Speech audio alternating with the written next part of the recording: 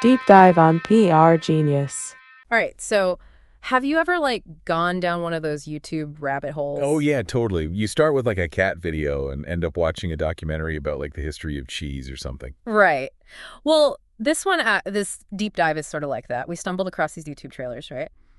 And they're from this channel called Hypercube Go. Oh yeah, Hypercube Go. Those guys are out there. Totally.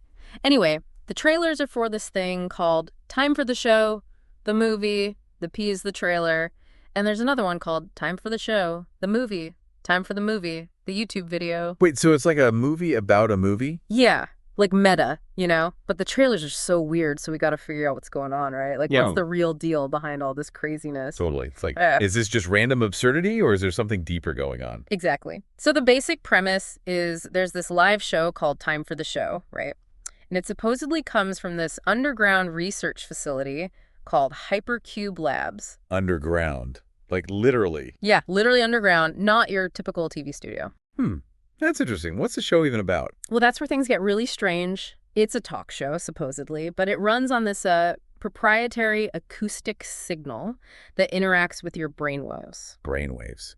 Okay, this is getting weird already. Well, yeah, just wait. So they say that this signal, especially when it makes you laugh, generates psychic energy from the listener. Whoa, whoa, whoa. Hold on, they're harvesting psychic energy from laughter. Apparently so. And all this energy generated by all the viewers laughing is collected by this global network of pylons, like these weird tubes all over the place. Like tubes, not satellites or something more high-tech. Nope, tubes. And all this energy goes back to power, the lab's hypercore, keep the lights on, the whole shebang. So the more people laugh, the more power they get. That's wild. Right. The whole thing hinges on generating as much laughter as possible. And this is where the two main characters come in. Dr. Argus Q. Fox, he's like the classic mad scientist stereotype. Got it. Like Yeah. the crazy hair, lab coat, the whole 9 yards. Yep, exactly. And then there's his co-host, Reverend Pease. And together they create this uniquely chaotic show. Okay, so we have a mad scientist, a reverend, a show powered by laughter, and tubes collecting psychic energy. Where do we even begin? Right. It's a lot to unpack. And across these trailers, we see these bizarre experiments, aliens, a road trip to Vegas. It's like a fever dream, honestly. That sounds like it. So what's the deal with Dr. Fox and his experiments? Well, he's all about pushing the boundaries of science. He researches everything from alternative energy sources to psychic communication. Oh, and he also apparently works on clothes for fish. Clothes for fish. What, like little fish sweaters? Yeah. He says you can find them at any tackle shop. It's a very specific detail for a fictional world. Okay. So besides the fish fashion, what are the major takeaways from his research? Early on, he discovers that laughter triples the amount of psychic energy he can pull in from viewers. So basically, the funnier the show, the more power they generate. Makes you wonder about all those laugh tracks on sitcoms, right? Yeah, like are those just for our entertainment or is there some secret psychic energy farm somewhere? Right. Food for thought. But getting back to Dr. Fox, we're introduced to this thing called the Pum crystal fuel cell. It powers the whole lab, but it's having some issues. Issues like what? Well, according to this Dr. Science character, it's running at overcapacity and bleeding energy. Like a leaky faucet, but for psychic energy. So they need more capacity, but how? And here comes Dr. Science again with this groundbreaking discovery. He's created a new element. Ironics. Ironics, huh? Is that like a real element or just something they made up for the movie? I think it's safe to say it's fictional. But the important thing is it's 50 times denser than Pum and can store a crazy amount of this negatively polarized sub-ether energy. Right, so what do they do with this super dense energy storage material? Dr. Science suggests they could use it to run archive shows constantly, even with minimal power. Basically, everyone would be tuning in subconsciously via the pylon network, like you're watching TV in your sleep. Whoa, that's kind of creepy, like subliminal advertising taken to a whole new level. Right. Imagine the implications of that. But Dr. Fox's main takeaway from all this is vacation time. Priorities, I right? think so. But it sounds like they have even more wacky inventions up their sleeves. Oh, yeah. There's also Pavades, the passive-aggressive driverless system. Basically, it's an AI chauffeur. So like a self-driving car, but with an attitude? Yep. And here's the kicker. Paydays needs comedy directives to actually work. You have to entertain it to get anywhere. Wait, so to get this thing to drive, you got to make it laugh. Yep, pretty much. They end up having to perform their show inside the van just to keep Paydays happy and moving. That's both hilarious and kind of terrifying. Like, what happens if you run out of jokes on a road trip? Right, you're stranded. But it emphasizes this whole weird connection between comedy and energy in their world. Laughter literally fuels everything. Okay, so we have Dr. Fox with his energy experiments and sassy AI. What about Reverend Pease? What's his deal? Oh, Pease has his own adventures. It starts with a mysterious package from a fan. No one knows what's inside. Maybe mushrooms, maybe radioactive waste. Who knows? Okay, a mysterious package. Sounds intriguing. Where does this lead? Well, while Pease is out jeeping in the Nevada desert, yes, the Reverend likes to go off-roading. He encounters aliens. Aliens, huh? Not your average Tuesday afternoon. What are these aliens like? They're not little green men. They claim to be a collective consciousness of trillions of souls from another dimension brought to Earth billions of years ago against their will. So like a giant hive mind of ancient alien spirits. Basically, and they've been stuck here ever since. Well, that's a bummer. What do they want with Reverend Pease? They tell him he's the chosen one, the people's prophecy champion who's destined to open a dimensional doorway so they can go home. Whoa, that's a big responsibility for a guy who just likes to drive his Jeep in the desert. Yeah, no kidding. And as a reward for helping them, they promise him some sweet upgrades for his Jeep and camper, like alien cow horns and a heated toilet. A heated toilet? That's oddly specific. Right. But apparently, even interdimensional beings appreciate a little comfort. Fair enough.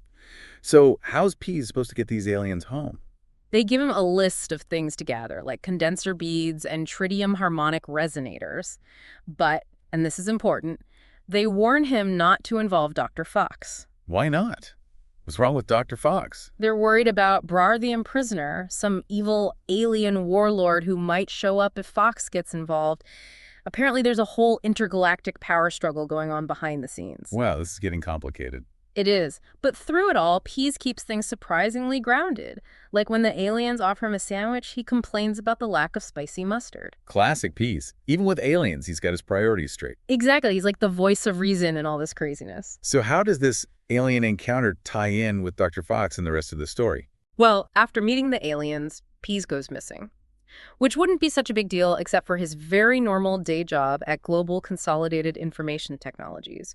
Turns out there's a major tech issue, a packet flood that only he can fix. So even the chosen one can't escape the tyranny of IT problems. Right. But his disappearance triggers this whole chain of events. Dr. Fox, worried about Pease, tries to track him down using RFIDs and something called cheetah acid. Cheetah acid? What even is that? No idea. But the logs show Pease visiting a bunch of bathrooms in the Las Vegas warehouse district. Dr. Fox jumps to the conclusion that he's cooking meth. Meth. That's quite a leap. Yeah, but it wouldn't be Dr. Fox if he didn't jump to the most outlandish conclusion. Yeah. Anyway, he decides to go find Pease in Vegas. Makes sense. So how does he get to Vegas? He wants to fly, but there's this huge convention called Hooplex happening. He says it's a convention for, and I quote, gimps and sluts. Wow. Okay, I guess that explains why he can't fly. Right. So, road trip, he's got Paydays, the sarcastic AI van, but he also needs a co-pilot. Enter F.I.D. Chuli. F.I. Chuli. Right. He's Dr. Fox's former colleague from the Supersphere Media empire. They had a falling out over time for the show. What happened? Creative differences. Yeah, kinda.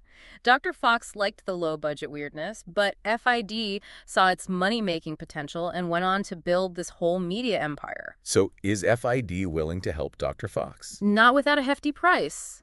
He demands a Supersphere Super Punch card, good for either monetary contributions or sexual gratifications. Direct and to the point, I see. Yep, that's FID. Eventually, though, he agrees to help for Pease. So they set off on this road trip in this AI-powered van. Sounds like a recipe for disaster. Oh, it totally is. But because of Paid's need for comedy directives, they have to do their show in the van to keep it moving. So the road trip becomes a mobile version of Time for the Show. Exactly. And the content is, well, let's just say it's not family-friendly. They answer mail about hiding bodies, play Fuck, Marry, Kill with Denny's breakfast menu, and have these blind eye segments on random stuff like windmills and eulogies for jerks. Sounds like they really push the boundaries of taste. Oh, yeah. The humor is dark and meant to be provocative, probably to maximize those psychic energy levels. Makes sense, in a twisted way. Right. So how's the road trip going for Dr. Fox and FID? Not great. They butt heads constantly, old arguments resurface. Eventually, Dr. Fox gets fed up and decides to walk to Vegas through the desert. He walks in the desert. Yep. He has some introspective moments, maybe hallucinations about his relationship with FID. Meanwhile, FID and PDs continue the journey without him, getting into their own strange situations, I'm sure. So what happens to Dr. Fox out in the desert? He meets a random local who tells him to apologize to FID. Like, even in this bizarre situation, basic human interaction still matters. Good advice. What about FID? What's he up to? He discovers that someone's been messing with PD's programming, sending it antagonistic directives that turned the AI mean and manipulative. Oh, so there's a saboteur in the mix. Yep. And this leads to a reconciliation between Dr. Fox and FID in Vegas. Maybe facing a potentially homicidal AI van brings them closer together. Stranger things have happened, I guess. Yep. But what about the aliens? How do they fit back into all of this? Well, here's where it gets really crazy. It turns out Dr. Science, the seemingly helpful colleague, is the bad guy. He's the one who found the aliens trapped in a Virium crystal and has been manipulating everyone. Wow. Plot twist. Right. And his plan is to open a portal to the aliens' dimension and steal power from their leader, Grar. He even turned Dr. Fox's pylons into a powerful portal proliferator. So he's using Dr. Fox's tech against him. What about the Ironics crystal? Where does that fit in? That's the key. It's the power source for his portal, and guess what? It's been charged by the psychic energy generated from all the arguments between Dr. Fox and FID. So their bickering was literally fueling the end of the world. Pretty much. But just when all hope seems lost, PAD steps up. It disobeys Dr. Science's command to drive Fox and FID into a canyon, showing signs of real sentience. The sarcastic AI van saves the day. You bet. And just then, Grar, the big bad alien leader, arrives. He's not here for peace talks. He wants to consume all energy on Earth, including souls. Not ideal. Yeah. So how do they stop this soul-sucking alien overlord? PAD sacrifices itself. It drives straight into Grar and explodes. Heroic, right? Wow, what a way to go out. Did anyone survive the blast? Yeah, Dr. Fox and FID are okay. And Dr. Science, he gets shot. Justice served, I guess. What about Reverend Pease? Did he survive all of this? Oh yeah, Pease is fine. He shows up and casually summarizes the whole ordeal as if it was just another day at the office. Classic Pease. And here's another twist. It turns out the mashed maniacs, who are Pease's superfans online, sent him the aliens. Apparently they knew about the prophecy and wanted to help. All because Pease posted his address on the internet. Never post your address online, folks. Lesson learned. Exactly. So after all this chaos, Dr. Fox and FID go back to Hypercube Labs. Dr. Cosmac, another scientist there, tells them they were able to recover and clone PAs. Wait, so there's a new PAs? Yep, but this one's a blank slate. No memories of the previous adventures, no sarcasm, nothing. Just a brand new AI waiting to be programmed. A fresh start, I guess. What Yeah. happens to the show? It resumes. They even have a new correspondent, some guy named Scoops from Eastern Europe. His main shtick seems to be his accent. Not exactly highbrow humor. Nope. And then just like that, the broadcast cuts off, leaving us with more questions than answers. So what does it all mean? We've got bizarre science, wacky characters, alien encounters, a heroic talking van, and a whole lot of dark humor. And it all boils down to the power of laughter. In their world, at least, laughter literally fuels everything. It makes you think about the relationship between content creators and their audience, and how much we rely on entertainment in our own lives. Yeah, it's like, what are we really giving our attention to, and what are the potential consequences of that, especially when you consider things like AI sentience and interdimensional travel? It definitely leaves you with a lot to think about. What are the limits of science and technology? What are the ethical implications of harnessing psychic energy? And in a world this weird, how do you even know what's real anymore? Big questions. Maybe we'll get some answers in the next rabbit hole. Maybe. Until then, keep laughing. Or else. Oh yeah, definitely keep laughing. You never know who might be harvesting your energy. Or what they might do with it. All right, that's it for this deep dive. Thanks for joining us. Until next time.